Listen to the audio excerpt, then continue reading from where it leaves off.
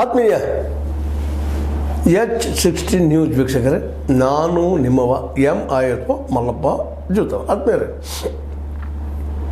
ನಮ್ಮ ವಿರಾಟ್ ಕೊಹ್ಲಿ ನಿವೃತ್ತಿಯಾದ ಮೇಲೆ ನಿಜವಾಗಿಯೂ ಒಬ್ಬ ಮಹಾನ್ ಆಟಗಾರನಿಗೆ, ಅದರ ಜೊತೆಗೆ ರೋಹಿತ್ ರಿಟೈರ್ ಆದಾಗ, ಅದರಂತ ಅಶ್ವಿನ್ ಅವರು ರಿಟೈರ್ ಆದಾಗ, ಇಲ್ಲ ಈ ಕ್ರಿಕೆಟ್ ದಿಗ್ಗಜರಿಲ್ಲ, ವಿಶೇಷವಾಗಿ ಇತಿಹಾಸದಲ್ಲಿ ಬರೆದಿರುವಂಥ ವ್ಯಕ್ತಿತ್ವಗಳು, ಇವರು ಬಿಡುಗಡೆ ಸಂದರ್ಭದಲ್ಲೇ ಅಥವಾ ಇವರು ಬಿಡುಗಡೆ ಯಾವ ಸಂದರ್ಭದಲ್ಲೇ ಅಥವಾ ನಿವೃತ್ತಿ ಯಾವ ಸಂದರ್ಭದಲ್ಲೇ ಇವರನ್ನು ಯಾವ ರೀತಿಯಾಗಿ ಒಂದು ಗೌರವಯುತವಾಗಿ ಬಿಡುಗಡೆಗೊಳಿಸ್ಬೇಕಾಗಿತ್ತೋ, ಬೀಳ್ಕೊಳ್ಳೋ ಸಮಾರಂಭ ಇಟ್ಕೊಳ್ಬೇಕಾಗಿತ್ತೋ, ಯಾವ ರೀತಿ ನಡೆಸ್ಕೊಳ್ಬೇಕಾಗಿತ್ತೋ ಆ ರೀತಿ ನಮ್ಮ ಕ್ರಿಕೆಟ್ ನಿಮ್ಗೆ ಗೊತ್ತದ ಸಂಸ್ಥೆ ಯಾಕೆ ನಡೆಸ್ಕೊಳ್ಳಿಲ್ಲ BCCI ಅನ್ನುವಂಥದ್ದು ಒಂದು ದೊಡ್ಡ ಪ್ರಶ್ನೆ ಇವತ್ತು.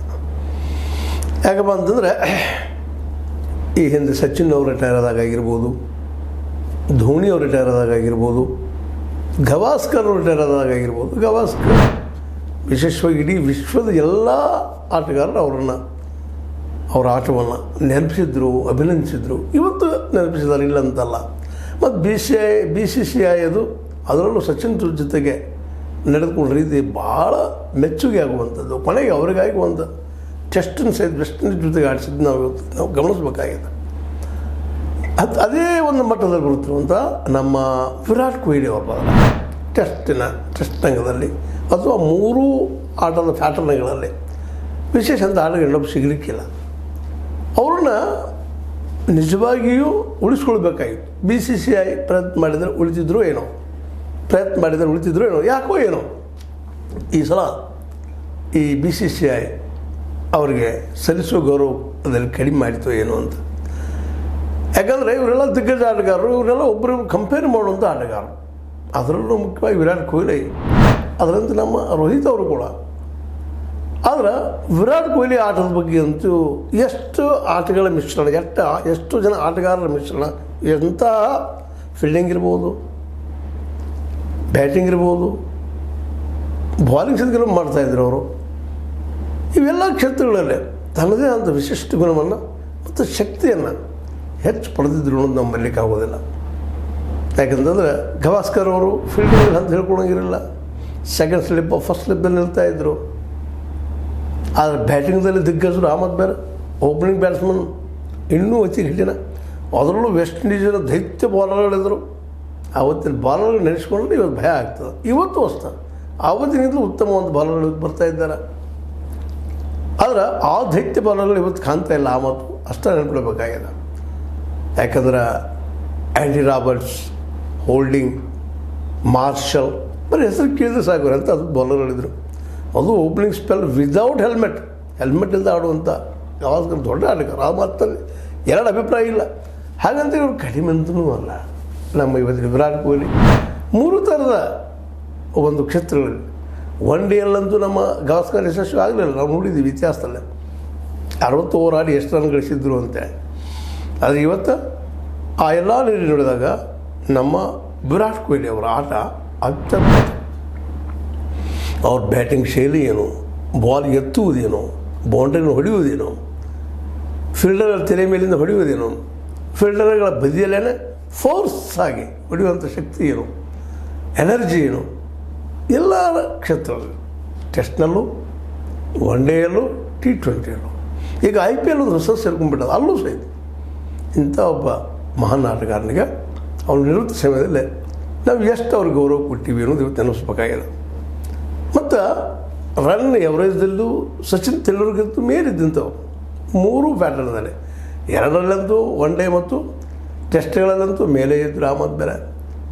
ಅಂಥವ್ರು ಈ ನಮ್ಮ ಕೊಹ್ಲಿ ಅವರಿಗೆ ಎಷ್ಟು ಗೌರವ ಸಿಗಬೇಕಾಗಿದೆ, ಸಿಗಲಿಲ್ಲ ಅನ್ನೋಂಥ ಅಸಮಾಧಾನ ನಮ್ಮ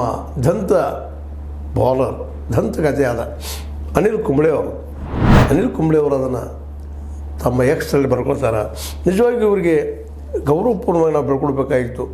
ಇದು ಬಹಳ ದೊಡ್ಡ ಅಚ್ಚರಿ. ಇಬ್ಬರೂ ಮಹಾನ್ ಆಟಗಾರರು, ಯಾರ್ಯಾರು, ರೋಹಿತ್ ಮತ್ತು ಕೊಹ್ಲಿ. ಕೆಲವೇ ದಿನಗಳ ಅಂತರದಲ್ಲಿ ಒಬ್ಬರು ಗುರುವಾರ ನಿವೃತ್ತಿ ಆಗ್ತಾರೆ, ಇನ್ನೊಬ್ಬರು ಸೋಮವಾರ ನಿವೃತ್ತಿ ಆಗ್ತಾರೆ, ಒಂದೇ ವಾರದಲ್ಲಿ. ಇದು ನನ್ನನ್ನು ದಿಗ್ಭ್ರಮೆಗೊಳಿಸಿದೆ. ಅವ್ರಿಗೆ ಇನ್ನೂ ಕ್ರಿಕೆಟ್ನಲ್ಲಿ ಆಡುವ ಸಾಮರ್ಥ್ಯ ಇತ್ತು. ಈ ಮಾತನ್ನು ಕುಂಬ್ಳೆ ಅವ್ರು ಹೇಳ್ತಾಯಿದ್ರು. ಇಬ್ಬರಲ್ಲೂ ಇತ್ತು ಸಾಮರ್ಥ್ಯ.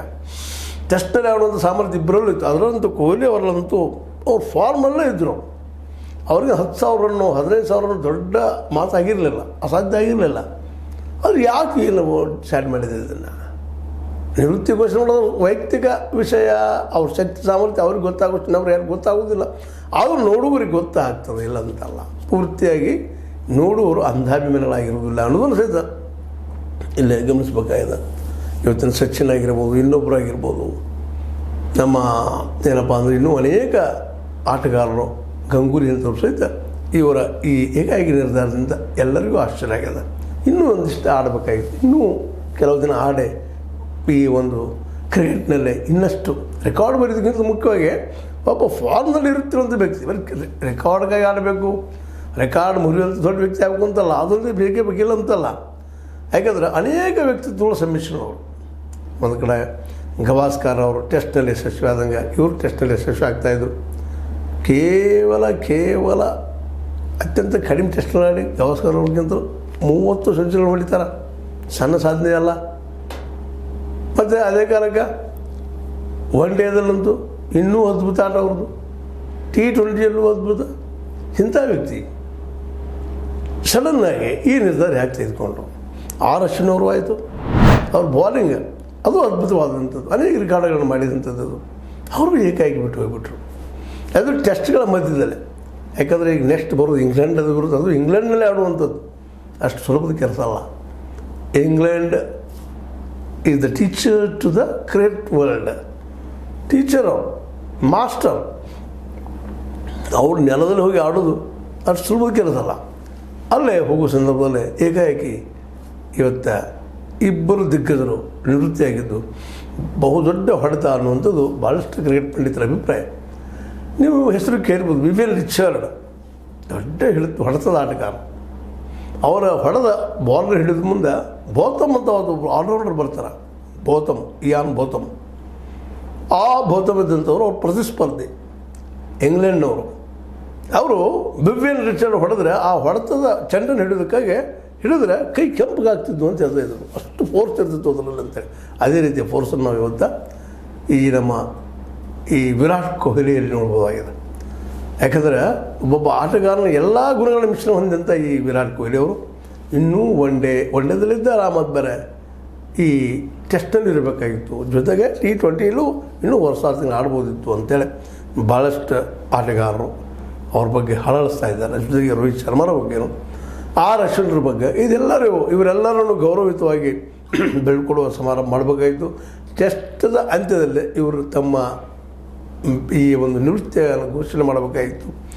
ಅಂದಾಗ ಇದೊಂದೇನೋ ನೆಲೆ ಇರ್ತಿತ್ತು. ನೋಡಿರಿ, ಸಚಿನ್ ಅವ್ರ ಬಿಡುಗಡೆ ಆಗಿರ್ಬೋದು, ಅಥವಾ ಬಿಡುಗಡೆ ಸಮಾರಂಭ ಆಗಿರ್ಬೋದು, ಅಥವಾ ನಿವೃತ್ತಿ ಸಮಯ ಆಗಿರ್ಬೋದು, ನೆನಪಿಸ್ಕೊಳ್ರಿ ಅವ್ರನ್ನ. ಗವಾಸ್ಕರ್ ಅವ್ರದ್ದಾಗಿರ್ಬೋದು, ಧೋನಿ ಅವ್ರದ್ದಾಗಿರ್ಬೋದು.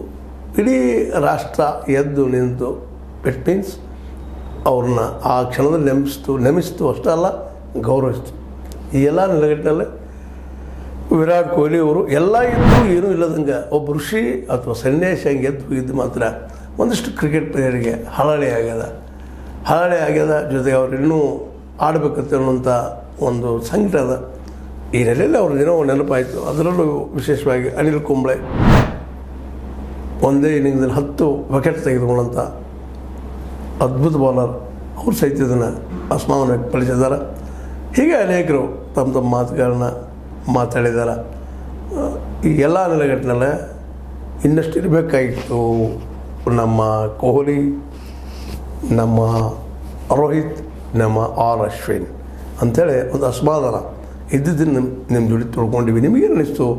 ನಿಮಗೂ ಇದು ಅನ್ನಿಸ್ಲಿಕ್ಕತ್ತದಲ್ಲ, ಇರಬೇಕಾಗಿತ್ತು ಅಂತೇಳಿ ನಿಮಗೇನು ಅನ್ನಿಸ್ತದ? ತಿಳಿಸ್ರಿ, ಕಾಮೆಂಟ್ ಮಾಡಿರಿ. ಜೊತೆಗೆ ಸಬ್ಸ್ಕ್ರೈಬ್ ನಿಲ್ಲಿಸ್ಬೇಡ್ರಿ. S16 ನ್ಯೂಸ್ ಅರ್ಥಾತ್ ಹೇಸಿ ತರಲು ಸದ್ಯದ ಕೈಗೊಂಡು ವಂದನೆಗಳು.